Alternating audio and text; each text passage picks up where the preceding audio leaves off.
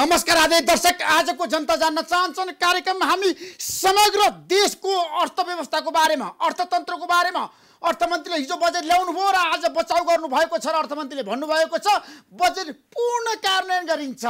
आकार सानो कोरोनाको कारणले अर्थमन्त्रीले पस्ट्याउनु भएको छ र प्रतिपक्षले बजेटको आलोचना गरेको छ र भनेको छ बजेटले जनताको मन छुन सकेन, जनताको चाहना अनुसार बजेट आउन सकेन। आजको कार्यक्रममा हामी केही समयपछि बजेटको बारेमा चर्चा गर्दैछौँ। तर तपाईहरु सबैलाई थाहा छ यतिखेर सीमा विवादको कुरा गर्दाखेरि भारतसँग अब नेपालको वार्ता हुँदैछ। धेरैले भन्न थालेका छन् कालापानी, लिपुलेक, लिम्पियाधुरा नेपालको। अब नेपालले त्यो जमिन फिर्ता ल्याउनको लागि भारतसँग उच्च स्तरीय वार्ता गर्दैछ। कहिले होला त नयाँ दिल्लीमा वार्ता, कहिले होला त काठमाडौँ वार्ता। यतिखेर वार्ताको बारेमा कूटनीतिक लेभलमा पनि विभिन्न व्यक्तिहरू मार्फत सम्पर्कहरू भइरहेको बाहिर आएको छ। यसबारेमा आजको कार्यक्रममा हामी चर्चा गर्दैनौँ। तपाईहरु सबैलाई थाहा छ सीमा विवादको समाधान भनेको अन्तिम अस्त्र भनेको वार्ता नै हो, कूटनीतिक वार्ता नै हो। नेपालको भूभाग, अतिक्रमण भएको भूभाग हामीले लिनै पर्छ भारतसँग। त्यसको लागि कुशलता सरकारले प्रदर्शन गर्नुपर्छ। संविधान संशोधन प्रस्ताव यतिखेर सदनमा छ। विधेयकको बारेमा नेपाली कांग्रेसको केन्द्रीय समितिको बैठक भोलि छ। कांग्रेसले सर्वसम्मत रूपमा यो प्रस्तावलाई, यो विधेयकलाई पारित गराउनुपर्छ भनेर निर्णय गर्दैछ। कांग्रेसका नेता डाक्टर मिलेन्द्र रिजालले आजको जनता जान्न चाहन्छन् कार्यक्रममा विशेष खुलासा गर्नुभएको छ। हामी केही समयपछि उहाँको अन्तर्वार्ता प्रस्तुत गर्दैछौँ। सबैको ध्यान कोरोनातिर छ। कोरोनाको संक्रमणको संख्या हत्तै बढेको छ। 1212 जनालाई संक्रमण भइसक्यो, 6 जनाको मृत्यु भइसक्यो र धेरै मान्छेहरू निको भएर उपचार भएर घर पनि फर्केका छन्। यो पनि राम्रो पक्ष हो। तर यतिखेर क्वारेन्टाइनमा झडपहरू हुन थालेको छ। क्वारेन्टाइनमा अस्तव्यस्त छ। आजको कार्यक्रममा हामी यसबारेमा पनि विशेष रूपमा चर्चा गर्दैछौँ। तपाईहरु सबैलाई थाहा छ हामीसँग धेरै विषयवस्तु छन् आज। र आज हामी कोरोनाको बारेमा, कोरोना नियन्त्रणको लागि सरकारले चालेको कदमको बारेमा गहिराइमा गएर समीक्षा गर्न चाहदैनौँ। समस्याहरू छ र विदेशमा बस्ने नेपालीहरूलाई स्वदेश ल्याउनको लागि उच्चस्तरीय समन्वय समितिले पहल सुरु गरेको छ र भनेको छ अब हामी प्राथमिकताको आधारमा विदेशमा रहेका नेपालीहरूलाई स्वदेश फर्काउँछौँ। उप प्रधानमन्त्री ईश्वर पोखरेलले घोषणा गर्नुभएको छ। यसबारेमा भोलिको जनता जान्न चाहन्छन् कार्यक्रममा हामी विशेष रूपमा चर्चा गर्दैछौँ। अर्को महत्त्वपूर्ण विषय भनेको यतिखेर सबै नेपालीको मन र मस्तिष्कमा बसेको विषय भनेको नवराज विकको हत्या हो र यो हत्या प्रकरणले धेरैको मन रोएको छ। अमानवीय काम भएको छ। हाम्रो देशमा छुवाछुत प्रथा र जातीय विभेद अन्त्य भएको धेरै वर्ष भयो। तर किन कार्यान्वयन भएन? किन ऐन कानुन र संविधान कार्यान्वयन भएन? रुकुमको कुरा गर्दा, जाजरकोटको कुरा गर्दा सबैको ध्यान त्यता तानिएको छ र सबैको आँखामा आँसु पनि छ। जाजरकोटवासीको मलाई राम्रोसँग थाहा छ। मैले धेरै सूचना प्राप्त गरेको छु। म शीर्ष नेताहरूलाई आग्रह गर्न चाहन्छु, देशको सम्माननीय प्रधानमन्त्री केपी शर्मा ओली, प्रचण्ड र शेरबहादुर देउवालाई तपाईँले बोल्नै पर्छ। दोषीलाई कारवाही गर्नै पर्छ, जोसुकै होस्। सबै एक हुनुहोस्, दलितहरूको मुद्दालाई सम्बोधन गर्नुहोस्। नेपालको हरेक आन्दोलनमा दलितहरूको महत्त्वपूर्ण भूमिका छ, नबिर्सनुहोस्। 7 सालदेखि अहिलेसम्मको आन्दोलनको इतिहासलाई तपाईँहरूले हेरिदिनुहोस्, बुझिदिनुहोस्। 40 सालको जनआन्दोलनमा दलितहरूले खेलेको भूमिका तपाईँहरूले राम्रोसँग आत्मसात गरिदिनुहोस्। जनविद्रोहको, जनयुद्धको कुरा सबैलाई थाहा छ। तत्कालीन माओवादीको जुन किसिमको नेतृत्व थियो जनविद्रोहमा, त्यतिखेर दलितहरूले साथ दिएकै हो। त्यो कुरा प्रचण्डले बुझ्नुपर्छ, बाबुराम भट्टराईले बुझ्नुपर्छ। त्यसपछि लोकतान्त्रिक आन्दोलन भयो हाम्रो देशमा। 62-63 सालको जनआन्दोलनमा पनि दलितहरूको महत्त्वपूर्ण भूमिका थियो। त्यो कुरालाई हामीले स्याल्युट गर्नुपर्छ। मधेस आन्दोलनमा पनि दलितहरूको भूमिका थियो। हरेक संविधान निर्माण प्रक्रियामा पनि दलितहरूको भूमिका छ। तर दलितहरूलाई सरकारमा लिएर जाने, दलितहरूको अधिकार सुनिश्चित गर्ने काम कुनै पनि सरकारले राम्रोसँग गर्न सकेन। यो प्रश्न हरेक नेपालीको मनमा छ। आगामी दिनमा हामी यसबारेमा विशेष रूपमा बहस गर्नेछौँ। दलितको कुरा गर्दाखेरि पानी नचल्ने, विवाह नचल्ने, प्रेम विवाह नचल्ने अनि दलितको छोरीहरूलाई चाहिँ बलात्कार गर्ने प्रश्नहरू पनि उठाउनु भएको छ। आगामी दिनमा यसबारेमा पनि हामी चर्चा गर्छौँ। यतिखेर हाम्रो बिचमा नेपाल कम्युनिस्ट पार्टीका नेता, पूर्व मन्त्री दलजित सिलपाइली हुनुहुन्छ। तपाईँलाई म यो जनता जान्न चाहन्छन् कार्यक्रम स्वागत गर्न चाहन्छु। धन्यवाद ऋषिजी। दलितजी, तपाईँले राम्रोसँग हेर्नु भएको छ, नेपालको दलित आन्दोलनमा तपाईँहरूको भूमिका थियो, तर आज आएर नवराज विकको हत्या हुँदाखेरि तपाईँहरू कहाँ हुनुहुन्छ? तपाईँहरू एक हुनुहुन्छ आज देशभरिका दलित? ऋषिजी, मलाई यो राम्रो कुरा थाहा छ कि देशको परिवर्तन, खास गरी नेपालको राजनीतिक परिवर्तन, सामाजिक क्रान्ति र वर्ग सङ्घर्ष, जनयुद्ध, विशेष गरेर जनआन्दोलन र मधेस आन्दोलन, थुप्रै आन्दोलनहरूमा रगत बगेको छ। दलितहरूको उत्पीडित वर्ग, समुदाय, लिङ्ग, क्षेत्रहरूको बसोबास गर्ने दलितहरूको पनि रगत बगेको छ। रगत, पसिना, त्याग, तपस्याले मात्र परिवर्तन भएको छ। सबै समुदायको यसमा लगानी छ, नेपाली जनताको। अहिले म तपाईँसँग आजैको मात्रै सानो कुरा गर्छु। तपाईँले एउटा ठाउँमा गएर हात देखाएर भन्नुभएको छ, नेताजीको यो हातबाट रगत आउँछ, त्यो रगत दलितको पनि हो, नेताको पनि हो। यस्तै हो, सही कुरा हो। काटे रगत एउटै आउँछ, काटे रगत एउटै आउँछ, छालाहरू फरक होला, तर नेता र नेतृत्वलाई चाहिँ उनीहरूले कहिले पनि बिर्सिन सकेनन्। किन बिर्सिन सकेनन् भन्नुहुन्छ भने मान्छेले आफूमा भएको वर्गीय शोषण अन्त्य गर्नको लागि, विभेदको अन्त्य गर्नको लागि मान्छे चाहिँ क्रान्तिमा हाम फाले। म एउटा प्रमाण हो, तपाईँ जानकार हुनुहुन्छ, म प्रमाण हो। तपाईँले धेरै क्रान्तिहरूमा छ नि साथ दिनुभएको छ नेपाल कम्युनिस्ट पार्टीलाई, तत्कालीन माओवादीलाई, मलाई थाहा छ। सशस्त्र द्वन्द्व पनि तपाईँले आफ्नो जीवनलाई बाजी राखेर तपाईँ होमिनु भयो। तर आज आएर नवराज विकको हत्या हुँदाखेरि तपाईँहरू खोइ त एक भएको, खोइ त सडकमा आएको होइन। आज जुन प्रश्न उठाइराख्नुहुन्छ तपाईँले, यति बेला दलित मात्रमा आउनुपर्छ होइन, 3 करोड जनताको साथ छ, तर तपाईँहरूले नेतृत्व गर्नु पर्यो नि त। नेतृत्व कसले? त्यो सबैभन्दा पहिले कुरा त पार्टी हो। पार्टी, त्यसका जनवर्गीय सङ्गठनहरू, राजनीतिक दलहरू, सरकार हो। मुख्य कुरा पार्टी हो। पार्टीले क्रान्तिमा हुम्ने, पार्टीले परिवर्तनमा हुम्ने, पार्टीले चाहिँ जनताको बिचमा लगेर आफ्नो अधिकार सुनिश्चित गर्ने बाटो जो बनाउँछ ऋषि, त्यो कुरामा हाम फालेका छन्। मुक्तिको लागि बलिदानको इतिहास रचेका छन्, कीर्तिमानीहरू छन्।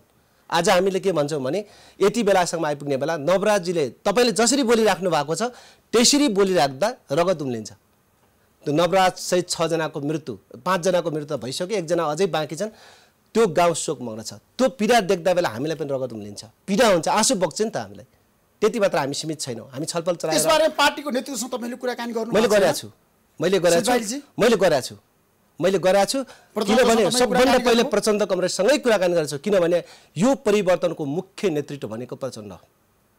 हामी आदर्श मान्छौँ, जसरी आदर्श अध्यक्ष कमरेड प्रचण्डलाई मानेका छौँ त्यसरी आदर्श रुकुम पनि हो, रोल्पा हो, कालीकोट हो, सिन्धुली हो, गोर्खा हो, र पश्चिममा 4वटा जिल्लाहरू छन्। त्यो आदर्शको जिल्ला हो। त्यसकारण मलाई लाग्छ यो कुरामा पार्टी झन गम्भीर बन्नुपर्छ। पार्टीको अगाडि 2टा चुनौतीहरू छन्, कि रुकुम बचाउने कि चाहिँ अपराधी बचाउने। आदर्श बचाउनु हुन्छ कि अपराधीलाई बचाउनु? नेपाल कम्युनिस्ट पार्टीको नेतृत्व सरकार म रुकुम बचाउनमा पार्टी पनि लाग्नुपर्छ। किन? रुकुम आदर्श हो, जनयुद्धको केन्द्रबिन्दु हो, उद्गम थलो हो। नेपाल कम्युनिस्ट पार्टी तत्कालीन माओवादीको, तर आज विश्व मान्छेहरूले, नेताहरूले, कुनै नेताहरूले बोल्नुहुन्न, प्रतिक्रिया दिनु, मौन हुनुहुन्छ नि त तपाईँको पार्टीको शीर्ष होइन। सम्झने दिन आएको छ, बिर्सेका छन् भने पनि सम्झने दिन आएको छ। किनभने त्यो विवर्ष हत्याकाण्डलाई, नरसंहारकारी हत्याकाण्डलाई, क्रूर हत्याकाण्डलाई कहिले आँखा चिम्लेर बस्न सक्छ? तर आँखा चिम्लिसके नि त नेताहरूले। 1 हप्ता हुन लाग्यो, कुन नेता बोलेको छ मलाई बताउनुहोस्। होइन, अब यसको लागि त नेता बोल्नै पर्छ, जनतालाई सही कुरा बोल्नै पर्छ। सायद सम्भवतः हामीलाई लाग्छ अब प्रेस वक्तव्य आउला, त्यसको बारेमा छिनोफानोको मुख्य मान्छे भनेको अहिलेको जसले जनयुद्धको कमान गरेर आएको थियो, जसले परिवर्तनले राजतन्त्र अन्त्य गरेर गणतन्त्र स्थापना, धर्मनिरपेक्ष संघीयता र संविधान निर्माण गर्ने, समावेशी र समानुपातिको कुरा उठाएर आएको थियो, त्यसको जिम्मेवारी अहिले नेतृत्व अहिले पनि हामीसँगै हुनुहुन्छ। त्यसैले मलाई लाग्छ, विश्वास लाग्छ कि यो समस्याको हल गर्न नेतृत्वहरू सबै संयमी भएर, विवेकशील भएर सबैले जिम्मा लिएर हल हुन्छ। जनयुद्धको समयमा सबैभन्दा बढी साथ दिन दलित हो नि त नेपाल कम्युनिस्ट पार्टी तत्कालीन माओवादीलाई। आज खोइ त त्यति बेलाको माग सम्बोधन भएको, त्यति बेला जातीय विभेद, त्यति बेला वर्गीय विभेद। केपी शर्मा ओली कहाँ हुनुहुन्छ? शेरबहादुर देउवा कहाँ हुनुहुन्छ? उहाँहरूले किन सामूहिक रूपमा प्रतिबद्धता व्यक्त गर्नु भएन? हामी दोषीलाई कारबाही गर्छौँ भनेर किन वक्तव्य आएन? यो कुरामा ढिलो भयो होला, त उनको कुरा हो। हामीले झकझगाइरहेछौँ त्यो कुरा। आउनुपर्छ, प्रेस वक्तव्य आउनुपर्छ। प्रेस वक्तव्य मात्रै होइन, त्यो कुराको जिम्मा लिएर विभिन्न संयन्त्र तयार गरेर त्यो हल गर्न सक्नुपर्छ। आज उनको काँधमा पनि यो छ, किनभने क्रान्तिमा धेरै मान्छेको रगत बगेको छ, त्यो खोलो होइन, पसिना बगेको छैन। प्रचण्डले बिर्सिने भयो, धेरैले भन्न थालेका छन् अहिले। होइन, अरूले भन्नु एउटा हो, ती समस्याहरू त्यो दलितहरूलाई छ नि, उहाँले जसरी पहिला सहयोग गर्नुभयो, समर्थन गर्नुभयो, उहाँको भूमिका होला। तर अहिले आएर पावरमा गइसकेपछि नेपाल कम्युनिस्ट पार्टीको अध्यक्ष भइसके प्रचण्ड र दलितको सम्बन्ध कहाँ छुट्यो भन्नुहोस् त? शहीदको रगतले छुटकारा दिन्न। बलिदान त्याग तपस्याको परिणामबाट आएको गणतन्त्र आजको सङ्घीयतामा जुन किसिमको ठाउँमा आएका छौँ, पहिचान त त्यहीँबाट भएको हो नि त। पहिचान त्यहीँबाट जुन मान्छे हामी आएका छौँ, पहिचान त्यहीँबाट भएको। त्यस कारण यो पहिचान गुम्न हामी दिँदैनौँ, गुम्न पनि दिँदैनौँ, गुमाउनु पनि हुँदैन भन्ने कुरामा म एकदमै दृढ छु। आज धेरै दलित नेताहरू एक भएका छन् होइन? तपाईँहरू आज नेपाली कङ्ग्रेस, नेपाल कम्युनिस्ट पार्टीका नेताहरू पनि तपाईँहरू बस्नुभएको थियो सिंहदरबारमा काङ्ग्रेस संसदीय दलमा, के भयो त्यहाँ भन्नुहोस् त? यो घटनाको बारेमा गम्भीर छलफल भएको छ। आज दिउँसै पनि तपाईँहरू उपस्थित हुनुभएको छ। यो देशभरि चाहिँ यो हत्याकाण्डको विरुद्ध भएको छ, विरुद्धमा धरना दिने काम पनि भएको छ, ज्ञापन पत्र बुझाउने काम पनि भएको छ। त्यसपछि साथीहरूले चाहिँ कोर्डिनेसन गर्ने जिबिटे छ, जुलुसहरू निस्किएका छन्, स्वतःस्फूर्त यो अवस्थामा जुलुसहरू पनि निस्किएका छन्। र आज हामीले त्यसलाई केन्द्रीकृत, सबैलाई केन्द्रीकृत बनाएर चाहिँ हत्याकाण्ड नरसंहारकारी हत्याकाण्डको विरुद्ध हामी जानुपर्छ है, एकजुट भएर भन्ने कुराले चाहिँ हामी आज छलफल गरेका छौँ। त्यो छलफलमा तपाईँ पनि पुग्नु भएको थियो, एकैछिनको सिन त देख्नुभएको हो।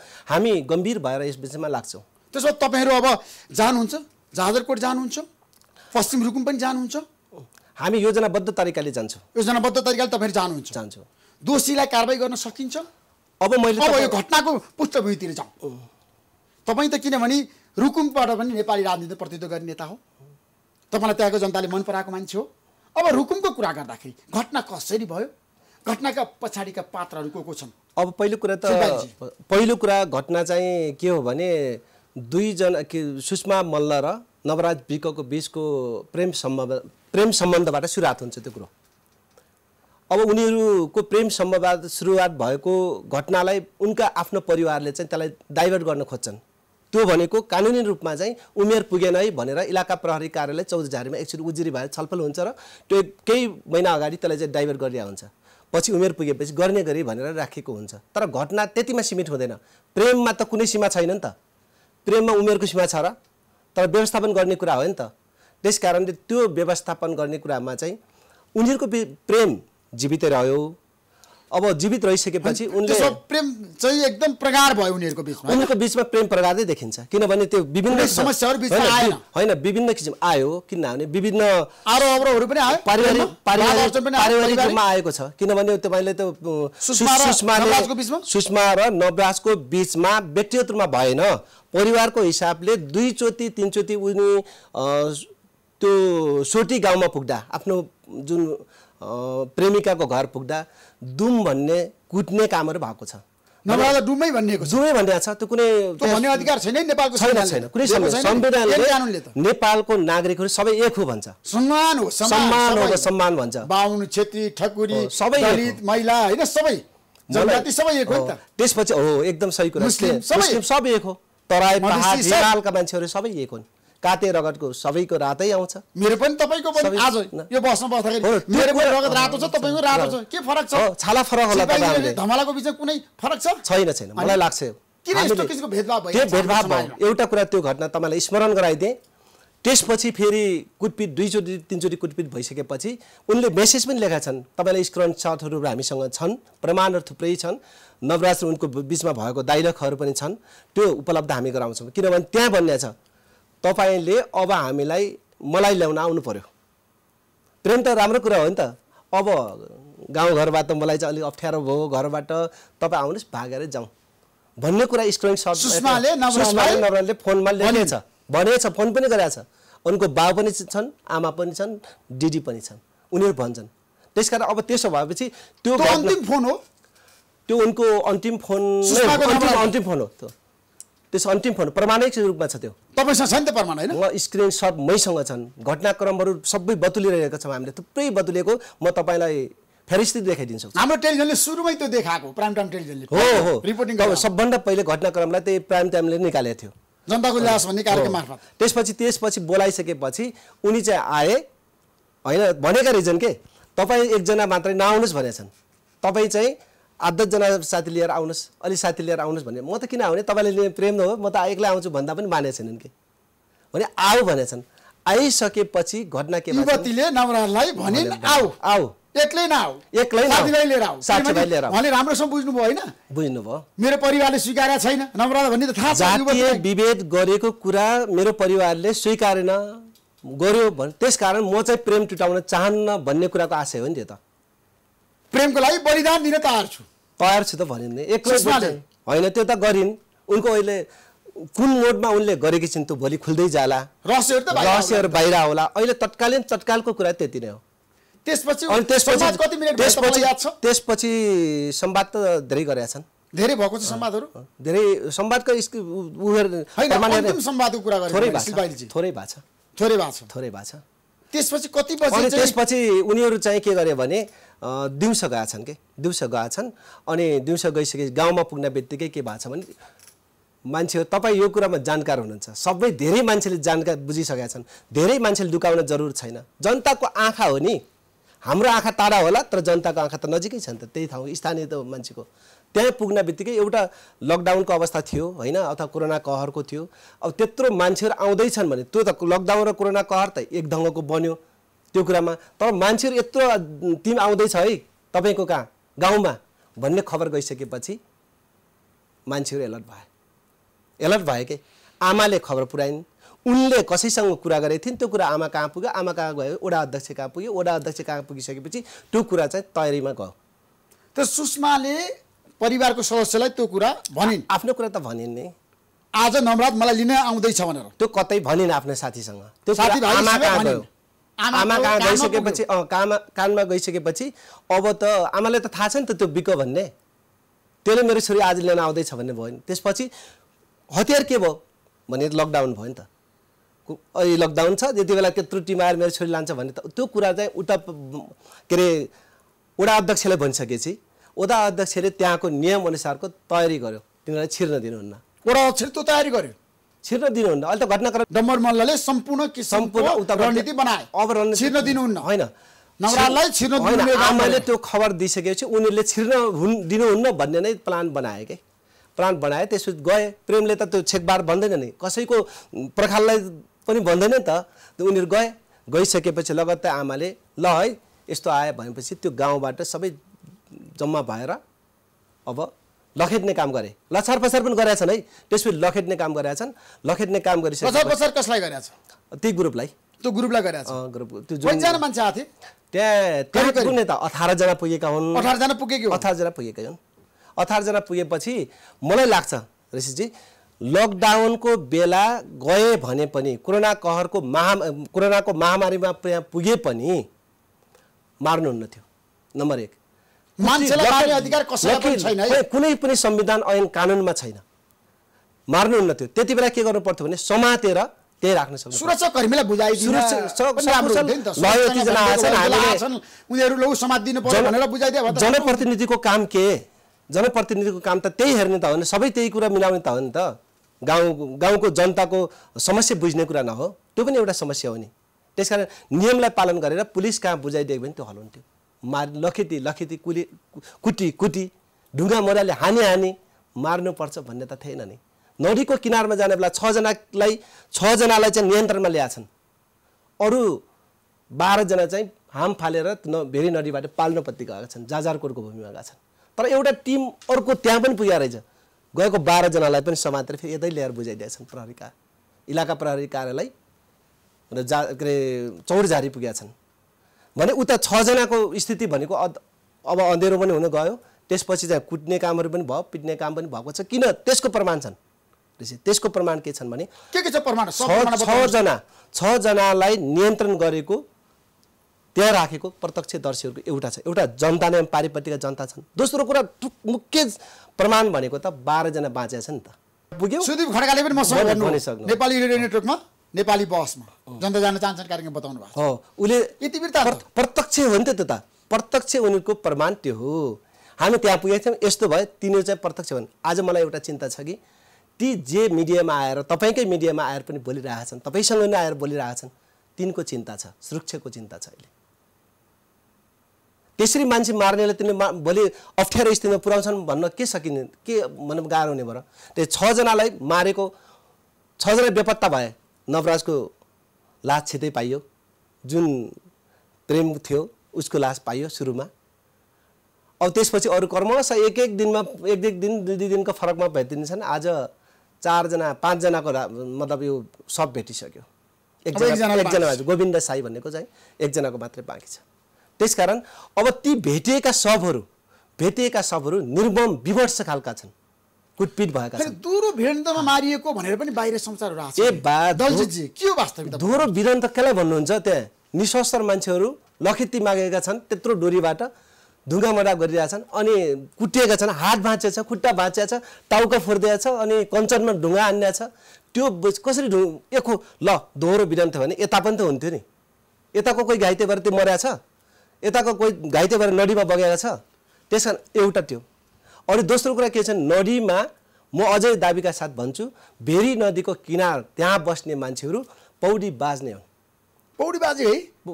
तपाईँ सानसाना मान्छेहरूलाई मैले हेरेको छु, सानसाना मान्छेहरू सक्कुस बर्खाको भेल हुन्छ नि, त्यो भेलमा सत्तै पारिपट्टि जान्छन्, पौडी नै पारिवारी गर्छन्। उनीहरूको लागि त दैनिकी त्यो हो नि त। पुल छैन, पुल धेरै तल छ नि त, पुल छैन। उनको आवत जावट भनेको नदीमा के माछा जस्तै पौडी, माछाको गति जस्तै पौडेर जान सक्ने स्थिति भएको मान्छेहरूलाई मारे, किन उनीहरूले मरे है, हाम फालेर भन्न मिल्दैन। नम्बर 2। तेस्रो नम्बर मारिसक्यो, त्यो मरेको होइन भन्ने प्रमाणमा म के भन्छु भने कतै दोरीले बाँधेका छन् नि त, दोरीले पछाडिपट्टि बाँधेर फालिदिएका छन्, यहाँ फुटेको छ लबा। त्यसपछि गएर पानी छैन नि त, पेट फुलिएर हुनुपर्ने हो। त्यो त कुरो हुने है। अनि पानी छैन, पेट नदीमा हाम फालेर मरेको भए उनीको पानी पिएर मर्थ्यो। आज पोस्टमार्टममा त्यो छैन। आज पोस्टमार्टम गर्न गएका छन् उनले भने अब तपाईँ बुझ्नुहोस् कि त्यो अहिले फेरि क्रमशः देखा पर्दैछ, तलसम्म बगेको देखा पर्दैछ। आज किन यस्तो भयो भने कुर्र हो, यसलाई कुर्र जघन्य अपराध हो यो। घटना मैले सुनेको थिएँ, चुरा छुएकोमा कुटेका छन्, प्रेम विवाह गरेका, प्रेममा फँसेकोमा गाउँ लखेटिएका छन्, आमा बुवा मारेका छन्। अनि त्यसपछि सट्टी बोल्नेहरूले जुत्तामा माला लाए, मसुद लिएका छन्, निकासा गरिरहेका छन्। अझ राम्रो, अझ एकदम उदाहरण के भने बोल्नेहरूलाई मतलब अन्तर्जातीय विवाह भएका मान्छेहरूलाई ठाउँ ठाउँमा मारेका छन्, गाउँ निकासा गरेका छन्। यही घटना पछिल्लो आउन बेला यसलाई कुनै पनि हालतमा हाम फालेर मरेको भन्ने कुनै पनि आधारमा पुष्टि हुन सक्दैन। तर त्यो किसिमको रणनीति बनाइँदैछ नि त शिल्पाइलीजी, हाम फालेर मरेको हो, मारिएको होइन, मैले तपाईसँग केही तथ्यगत कुरा बताउनुहोस्। तथ्यगत कुराहरू मैले भनिसकेको छु। अब पोस्टमार्टम आउन बाँकी छ। अहिले के छ भने घटना तपाईँले भने जस्तो घटना अलि सिर्जित छ, किनभने दिनदिनै घटना मान्छे सब पनि त्यो भेरीको धेरै टाढा त गएको छैन नि त बगेर। ती सबहरू नजिक नजिक फेला परेका छन्, अनि एक दिनमा एक सबहरू भेला पर्दै जाने, अनि प्राप्त सबहरूलाई पोस्टमार्टम गर्ने, पोस्टमार्टमको रिपोर्ट नआउँदै फेरि दाह संस्कार आफन्तको जिम्मा लगाएर दाह संस्कार गर्ने। यो कामले जब काम भइरहेछ त्यसले गर्दा कतै न कतै शङ्का त स्वाभाविक हुन्छ, आशंका। तर मलाई के लाग्छ भने नेपाली नागरिक हौँ हामी, नेपालमा जन्मिएका मानिस हौँ हामी, हाम्रो अधिकार छैन। तर तपाईँहरूलाई न्याय कसले दिन्छ? अब न्याय पाउनुहुन्छ तपाईँहरूले? होइन, न्यायको लागि पहिलो कुरा त नवराजको परिवारले न्याय, पहिलो कुरा त संविधान ऐन कानुन नै हो हाम्रो लागि अहिले। अब हामीलाई लाग्छ, आशा गरौँ ठिक रिपोर्ट आओस्। मलाई के लाग्छ भने घटनाक्रमले के आशंका पैदा गरिदिन्छ। विगतका घटनाक्रम हेर्नुहुन्छ भने हुन त अब अहिले नेपाल सरकारको तर्फबाट गृह मन्त्रालयबाट एउटा चाहिँ छानबिन आयोग जितेन्द्र बस्नेतको संसदीय छानबिन आयोग गठन गर्नुपर्छ नि माग छ। होइन, मैले भनिसकेँ त्यहाँ पठाएको छ, तर गृहबाट आएका रिपोर्टमा आशा गरौँ क्या हामीले। अहिले त आशा गरौँ, काममा खत्या छ नि, काममा खत्या छ। त्यहाँको प्रशासन लागेको छ, त्यहाँको प्रहरी सुरक्षा कर्मी लागेको छ, त्यहाँका जनता लागेको छ, होइन त्यहाँ लागेका छन्। मैले भन्दैछु त्यहाँ लागिरहेका छन्। त्यसले गर्दा के छ भने घटनामा अहिले हामीले आशा गर्ने ठाउँ भनेको सत्य रिपोर्ट आओस्, पोस्टमार्टमको सही रिपोर्ट आओस् हामीले भन्ने त्यो। नवराज सहितका 6 जना, अहिले 5 जना भनौँ, त्यो भने अब आशा कम छ है, आशा कम छ यो भन्न त सकिन्छ नि। घटनाक्रमले अब गोविन्द साईको मतलब जिउँदो हुनुहुन्छ कि भन्नेमा त आशंका पैदा गर्दै नि, अहिले भन्न नमिल्ला, तर घटनाक्रमले त्यो पुष्टि गर्दैछ नि। त्यसैले मलाई लाग्छ कि अब यी अब भाइहरूले अहिले तपाईँलाई पनि जस्तै भावना त छुन्छ नि, एकैसाथ एक जवान मान्छे, देशलाई आवश्यक पर्ने, हिजो पनि परिवर्तनमा लागेका मान्छेहरू, आज पनि देशको निम्ति हाम्रो निम्ति पनि पसिना बगाएका मान्छे, आस्था बोकेका मान्छेहरू मर्दा कसैलाई के लाग्दैन? त्यसैले मलाई लाग्छ उचित किसिमको अहिले यतिसम्म भन्छु, आशंका जनताका आशंकाहरू मेट्दै सही न्याय पाउनुपर्छ भन्ने कुरामा चाहिँ म आशावादी छु। शिल्पालजी, अब तपाईँकै पार्टीका शीर्षस्थ नेताहरू, शक्तिशाली नेता हुनुहुन्छ, रुकुममा जनार्दन शर्मा, जाजरकोटमा शक्तिबहादुर बस्नेत, उहाँहरूको भूमिका कस्तो छ जनतालाई बताउनुहोस् है। आज तपाईँले सही कुरा प्रश्नहरू उठाउनु भएको छन्, मलाई पनि धेरैले भन्छन् उहाँहरूको बारेमा तपाईँ किन प्रश्न सोध्नुहुन्न, किन अन्तर्वार्ता लिनुहुन्न भने मलाई धेरै फोन आउँछ। मैले जनार्दन शर्मालाई पनि भनेको छु अन्तर्वार्ता लिनको लागि मैले एकदम प्रयास जारी राखेको छु। शक्तिबहादुर बस्नेतसँग पनि म अन्तर्वार्ता लिन्छु। ठ्याक्कै मलाई बताउनुहोस् त, घटनाका पात्रहरूको कुरा गर्दाखेरि तपाईँले भने पछाडिका खेलाडीहरू को छन्? होइन, आस्था र विश्वासको धरोहर केन्द्र हुन् हाम्रा नेताहरू। म दुवै नेताहरूलाई के भन्छु भने हाम्रो जनताको, हाम्रो सबैले विश्वास गरेका नेता हुन्।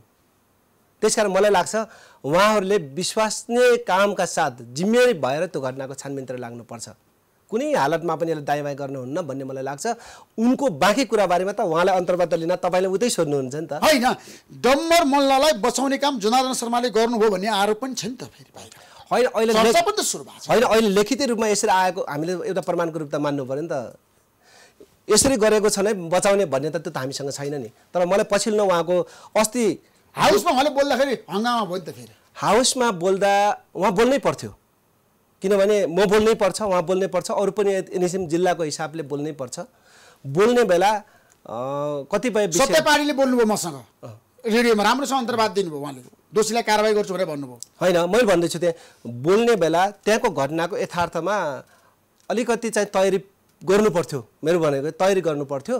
तयारी उहाँको नियतमा त्यो होइन जस्तो लाग्छ मलाई, किनभने उहाँ पनि सुन्नुहोस्, उहाँ पनि के हो भने उहाँले बोल्नुभयो होला, त्यो सोच्दा बेला नियतको प्रश्न उठाउन मलाई जरुरी छैन कि नेता हो, नेताको प्रश्न उहाँले आफै जवाब यहाँ आएर दिनु होला, उहाँ लगायतका नेतृत्वहरूले। तर म उहाँको बारेमा के बोल्न चाहन्छु भने नेतृत्वले सही ढङ्गले, हामी सबै सामाजिक अपराध घटना हो क्या, त्यो हट्टेको घटना हो नि त। त्यसलाई कुनै आफाले मरेको अब मैले त्यो